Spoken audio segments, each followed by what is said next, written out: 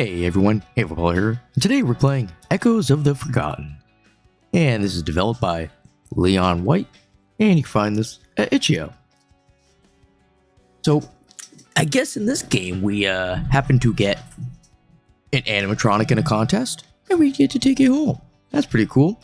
Oh, and this is also Alpha 0.1. Oh, let's get into it. Okay, blah blah blah blah. Okay. More stuff, blah blah blah. Before continuing, tell me, what is your name? Default is Victor. No, thank you. Nothing wrong with the name. I actually like the name Victor. Regular day. The fan lazily spun in the corner of the desk, stirring the stale air as the click of the mouse and the faint glow of the screen filled the room. It was an afternoon like any other, me, alone, in front of the screen, letting time slip away without hurry. It's not that I hate my routine. Fixing things has its charm. It's simple, straightforward. Machines don't need you to understand them, just to fix them. People, on the other hand, well, they've never been my strong suit. Not exactly antisocial, but I've never felt like I truly fit in. Conversations tend to become superficial or worse, boring. Never seem to find someone to talk to about something that genuinely interests me. Well, that's a shame. Still, I don't shut myself off completely, even if the opportunities are scarce. I'm not a complicated person. I work as a freelance technician and programmer.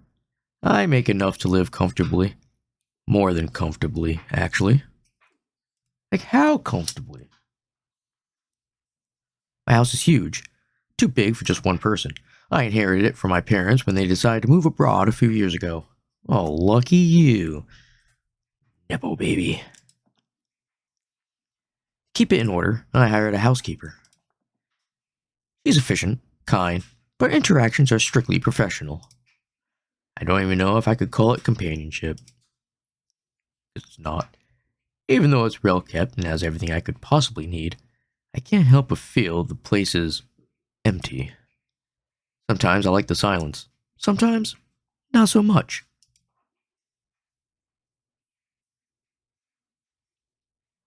Ah, cup of joe. Must have coffee.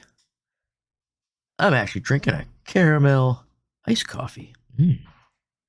Afternoon, after finishing another job, I sat in front of my computer with a hot cup of coffee. There wasn't much to do, and to be honest, I didn't really feel like doing anything in particular.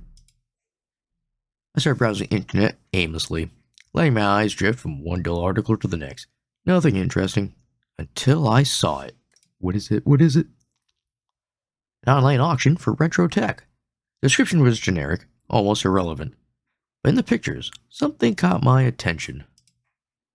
There's a warehouse filled with old stuff, outdated monitors, dusty video game consoles, tools that look like they belong to another era. Chaos. But it's an interesting kind of chaos. I wasn't looking for anything in particular. That listing pulled me in.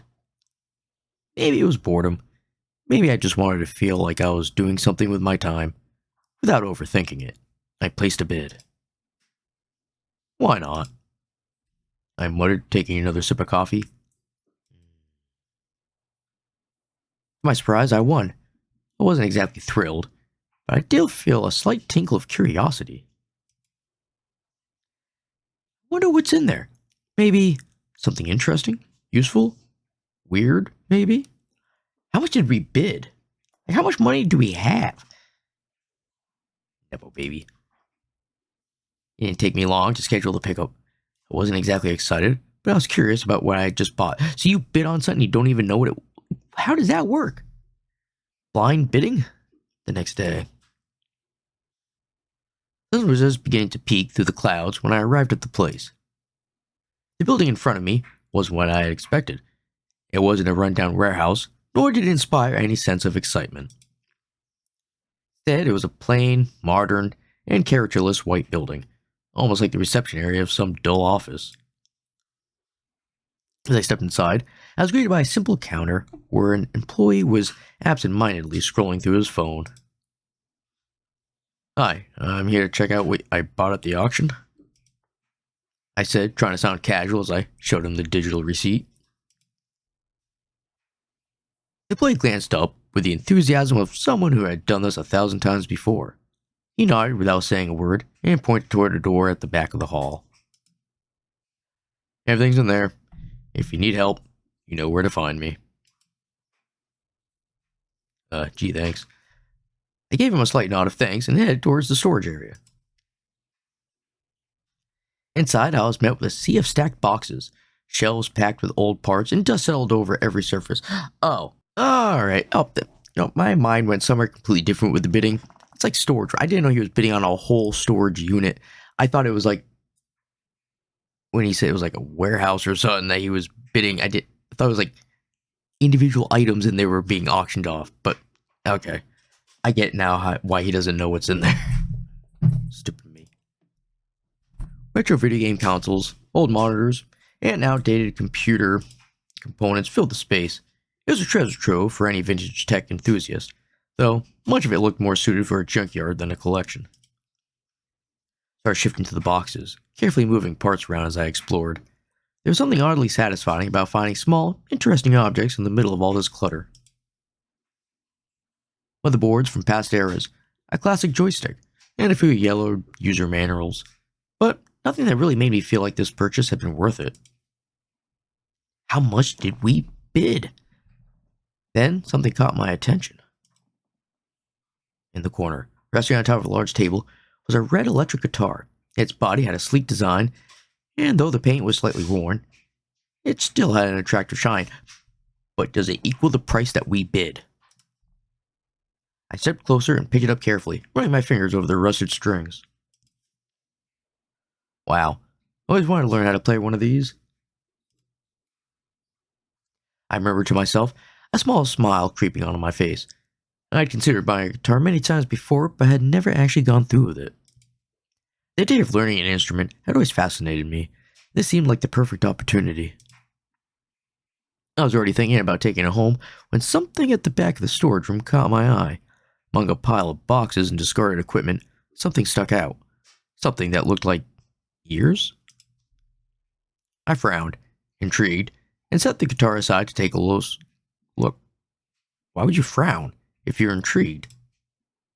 What is that? Carefully, I moved the boxes and tools that were covering the object. What I found left me speechless. In front of me stood a humanoid figure. Its design was elegant yet peculiar.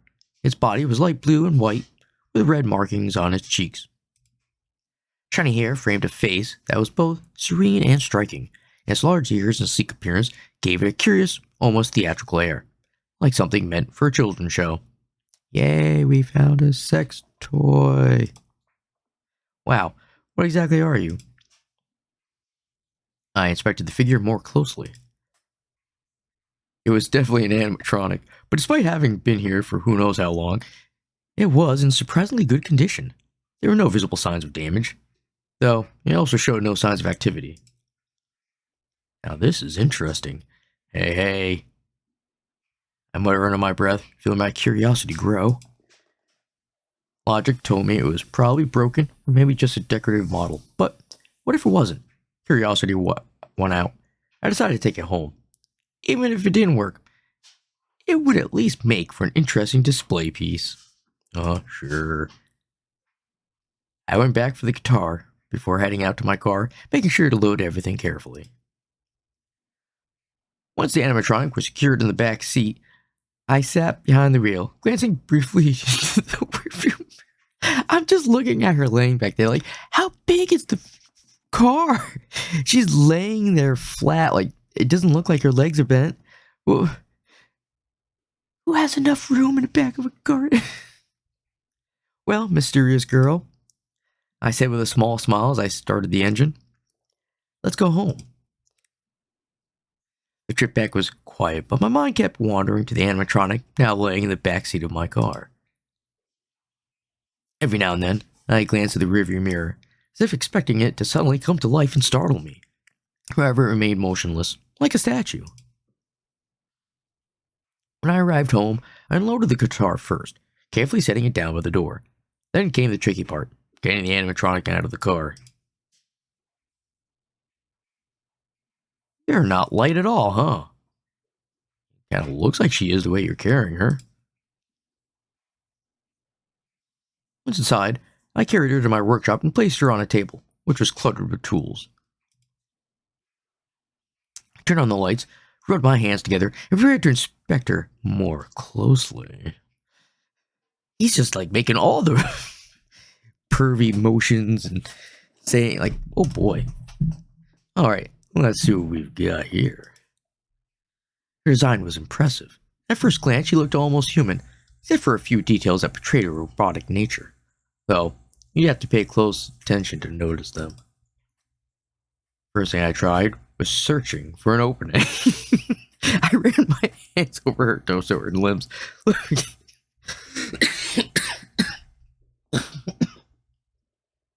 Yay. Looking for any seam or screw that would grant me access to her internal mechanisms. Where the hell is your access panel? You can't be completely... I swear, I don't think this is meant to be like pervy dialogue, but just the way it sounds. Like, because I know what kind of game this is. I know it's an adult game, but I don't think what's going on right now is supposed to be part of that, not safe for work stuff. I think it's just supposed to be normal conversations, but I'm getting a kick out of it. After several minutes of frustration, I noticed something curious. A small, almost hidden button at the back of her neck, barely visible beneath her hair. I pressed it carefully, and a faint clicking sound followed. There we go.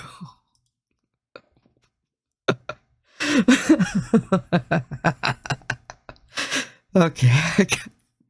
I let out a relieved sigh as the front of her torso separated smoothly, revealing an intricate internal system. However, what I saw inside wasn't what I expected. What the? Her circuits and components looked nothing like the technology I was familiar with.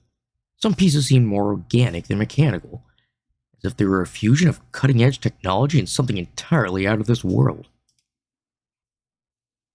There were cables with a faint glow, components that reflected light in strange patterns, and a core that emitted a soft blue radiance. I spent days studying her mechanisms.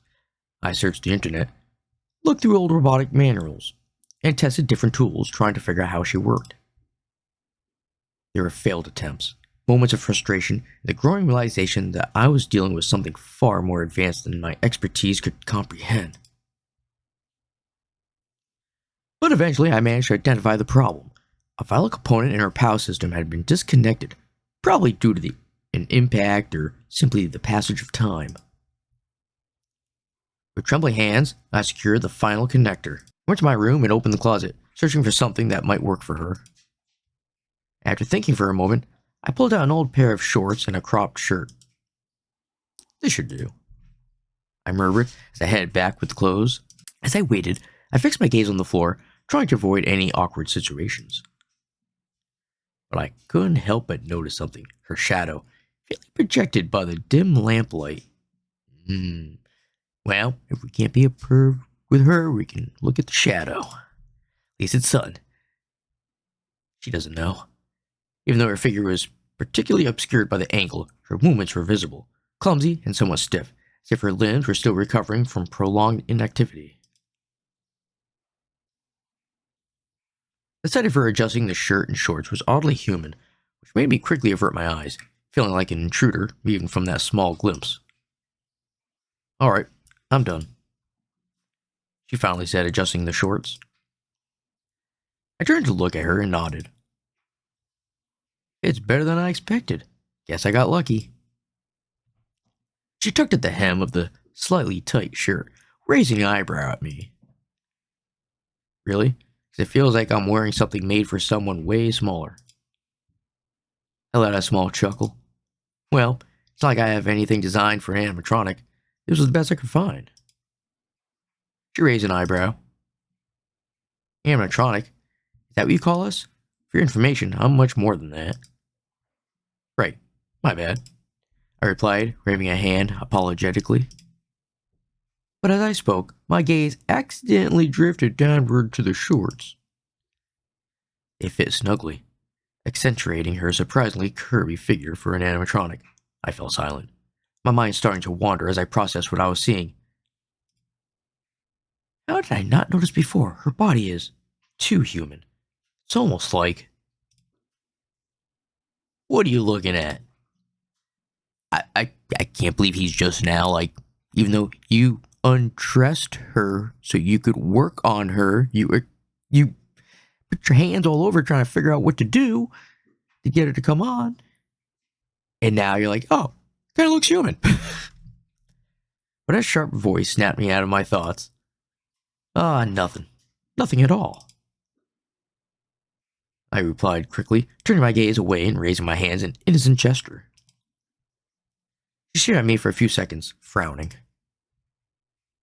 Nothing, huh? Are you sure you weren't evaluating something you shouldn't be?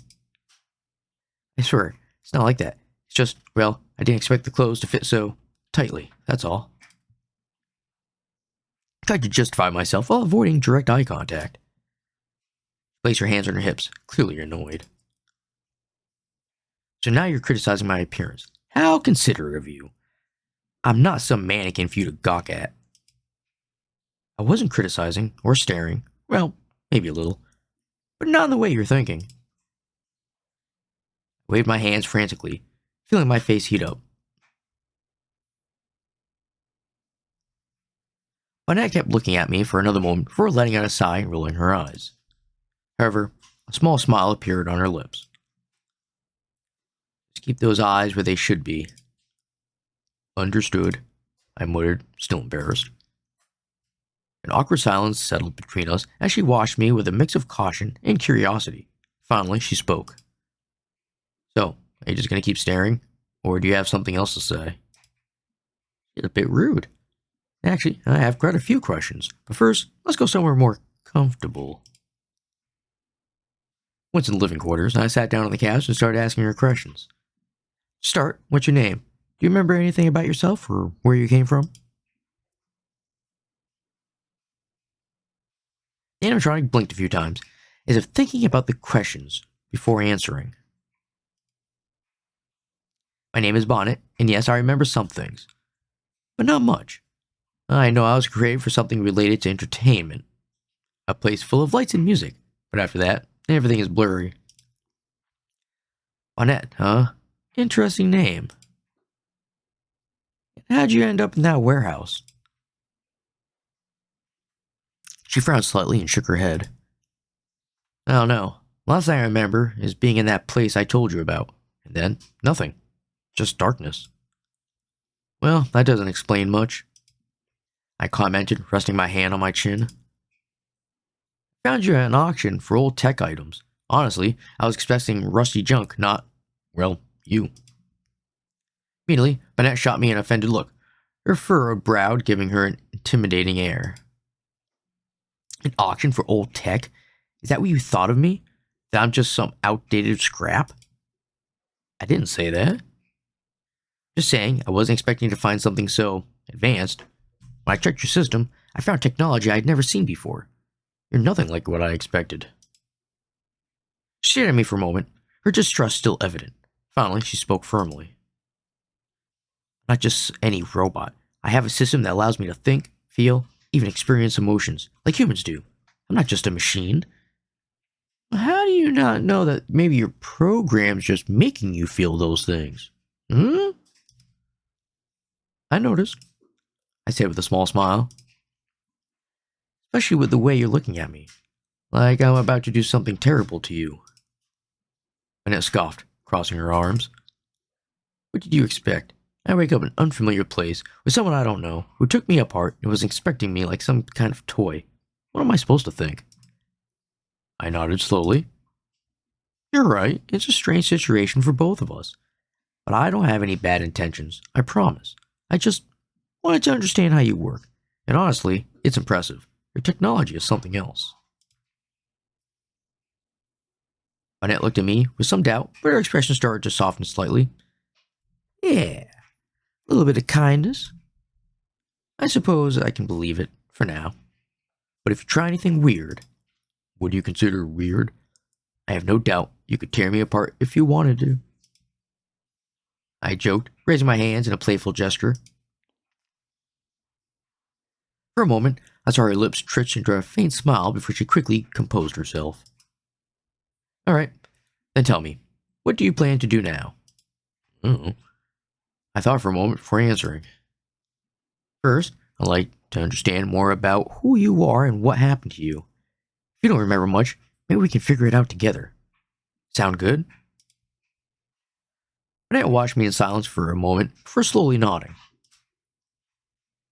Fine, but don't get ahead of yourself.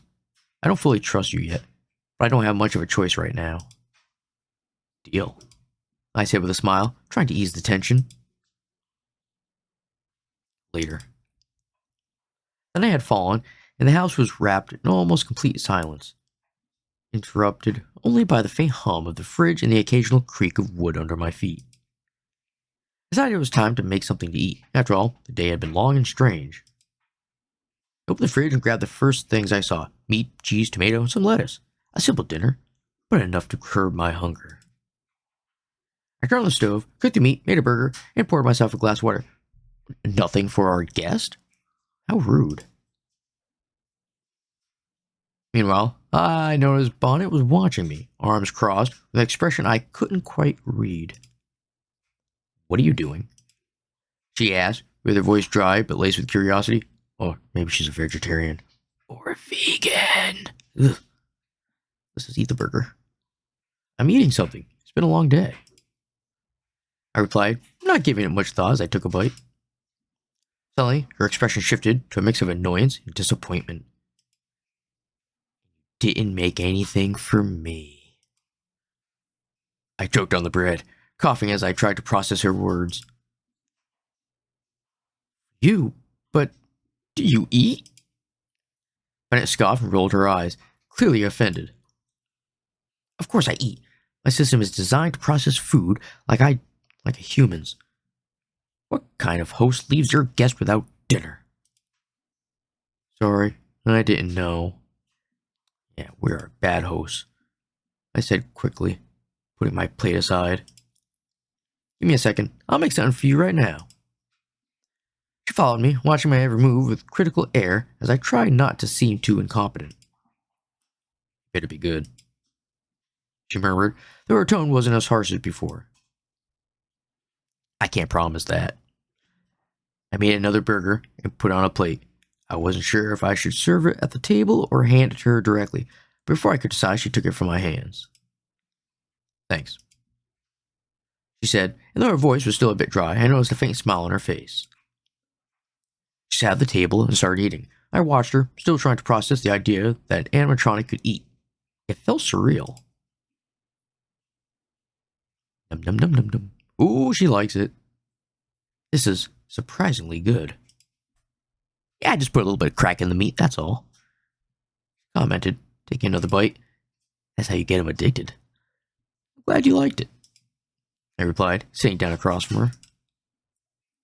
I have to ask, how similar are you to humans? Because this eating, feeling, it all seems too advanced. I set the plate aside and looked me straight in the eyes. I'm more like humans than you think. My system is designed to simulate all human biological functions: eating, digestion, breathing, even emotions. Though, of course, there are some things that are different. Some things? I asked, genuinely intrigued. She glanced at me sideways, a little uncomfortable. Well, yeah, I'm not exactly human, remember? There are things I can't do, or that aren't necessary for me. Like what? I insisted, curious to know more. Rhonda started tapping her fingers on the table, clearly uneasy with the direction of this conversation. I don't need sleep, for example. My system self-regenerates without physical rest, but there are other things. Other things? I repeated, almost unconsciously, letting my curiosity guide the conversation. She blushed, leaving me even more confused. Like reproduction, for instance. She blurted out, raising her voice more than she intended. I froze for a moment, processing her words before a nervous smile formed on my face. Ah, I see. No, you don't understand. Yeah, you're a sex toy. She quickly retorted, her tone full of embarrassment as she looked away. You don't have to look at me like that. I just wanted to make it clear that that doesn't apply to me. Got it? Don't worry, I wasn't thinking anything weird, I said with a conciliatory smile, though I was aware my face was probably as red as hers. Bonette shot me a glare. Her lips were twitching, as if she was trying to hold back a smile. You better not have been. A tense silence filled the air, but little by little it began to lighten. Finally, she sighed and got up from the table. You should clean this up. Oh, gee, thanks, she said, pointing at the plate. Yeah, sure, I'll take care of it, I replied, trying to process everything that just happened. Wait a minute. I'm the one that just paid for a high-tech sex toy nanny. How come I have to wash the dishes? What the hell? While I gathered the plate, I heard her murmur something. Say, that's right, bitch, get to work. Thanks for the food, for not being a total idiot. I smiled to myself, letting out a soft laugh. Maybe Bonette and I would get along better than I even did the cooking. Oh my god.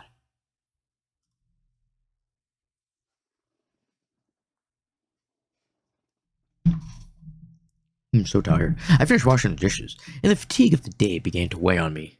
It had been a strange day, full of unexpected surprises and awkward moments. I decided it was time to rest. I glanced at Bonette, who was in the living room, curiously examining the objects on one of the shelves. I wondered if she needed to rest in some way, too. I didn't want to make her uncomfortable or make her think I was being inconsiderate again, so I decided to offer her my room. How's that going to backfire? I just assumed it would. Hey, Bonette, I said, drawing her attention. What's up? She responded without looking at me, focusing on the watch she held in her hands. It's late, and I'm pretty tired. I thought maybe you'd like to use my room to sleep or recharge, or whatever it is you do to rest. I can stay on the couch. Bonette looked at me for a moment, visibly surprised. You offering me your bed? Yeah, I want you to be comfortable. I responded, feeling a slight blush on my cheeks, and then noticed the way she was looking at me. She smiled faintly, though there was a glint of pride in her eyes. How considerate of you. I guess I'll accept, but only because you offered. I smiled and nodded. Perfect. The room is at the end of the hall. If you need anything, I'll be here. As she headed to the room, I settled onto the couch in the living room. It wasn't the most comfortable spot in the world, but after such a hectic day, fatigue was getting the best of me. I closed my eyes, hoping sleep would come quickly. I guess it did.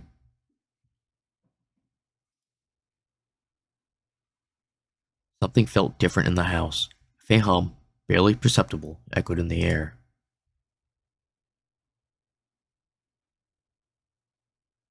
Yep. In the room, Bonnet's eyes glowed with intense red.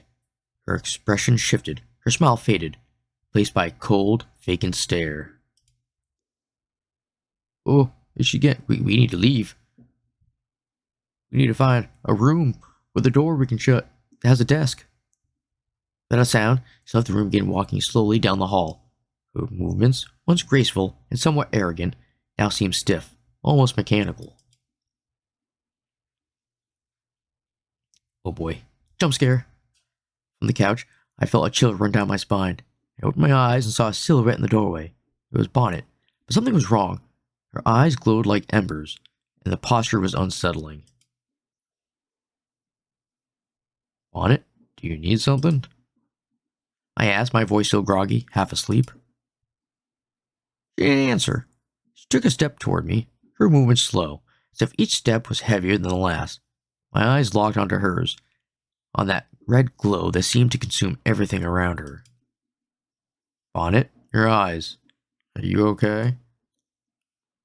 I asked again, my voice shaky as fear started to take hold. Man, if you ever have a robot or animatronic and their eyes go red, you know that's a bad sign. Just run. Again, silence. She took another step, her hand slowly raised, as if she wanted to grab me.